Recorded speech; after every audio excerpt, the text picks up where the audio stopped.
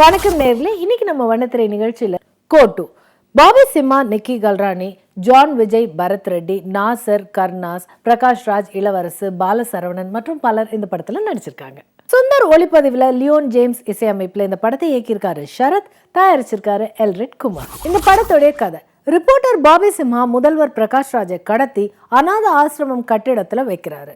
Police அதிகாரி John Vijay Prakash ராஜை காப்பாற்ற முயற்சி செய்வதை பாபி சிம்ஹா தடுத்து நிறுத்தி பிரகாஷ் ராஜிடம் தான் அவரை கடத்தினதற்கான காரணத்தை சொல்றாரு. அப்போது மீடியாவில் பிரகாஷ் ராஜை கடத்தியதாக சொல்லி கருணாவுடைய போட்டோவை காட்ட குழம்பி போன பிரகாஷ் ராஜ் அதற்கான விளக்கத்தை கேட்கிறாரு. அமைச்சர் இளவரசு 5 ஓட்டில் வெற்றி அடைந்தது செல்லாது என தியாகியும் கருணாவின் அப்பாவுமான நாசர் வழக்கு தொடர்றாரு.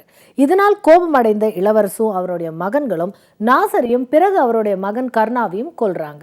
கருணாவையும் நாசரையும் கொன்னது இந்த உலகுக்கு தெரியணும் அப்படிங்கிறதுக்காக தான் கருணாவின் பேர்ல முதலமைச்சரை கடத்தியதா பாபி சிம்ஹா விளக்கம் சொல்றாரு. இதற்கிடையே நாட்டில் நடக்கும் அவலங்களை பற்றியும் பிரகாஷ் ராஜிடம் சொல்றாரு. போலீசால் கைது செய்யப்படும் இளவரசுவின் நிலைமை என்ன, பிரகாஷ் ராஜ் இதன் பிறகு எடுக்கும் முடிவு என்ன, இதெல்லாம் தான் இந்த படத்துடைய மீதி கதை. பாபி சிம்ஹா ரிப்போர்ட்டராக காதலி நிக்கி கல்ராணி, நண்பன் பாலசரவணன் இவங்களுடைய உதவியோட முதலமைச்சர் பிரகாஷ் ராஜை கடத்துறாரு. கடத்திய பிறகு மெடிக்கல் ஷாப்பில் மருந்து விற்பனையின் போது நடக்கும் முறைகேடுகள் உட்பட நாட்டில் நடக்கும் பல்வேறு பிரச்சனைகளை விளக்கி சொல்வது ஆச்சரியம். முதலமைச்சர் பிரகாஷ் ராஜ் ஒரே இடத்தில் அமர்ந்து கொண்டு பல்வேறு முக பாவனைகளோடு கச்சிதமா நடிச்சிருக்காரு. அமைச்சர் மகனாக வரும் பாலா கடத்தலுக்கு உதவி செய்வது நையாண்டி.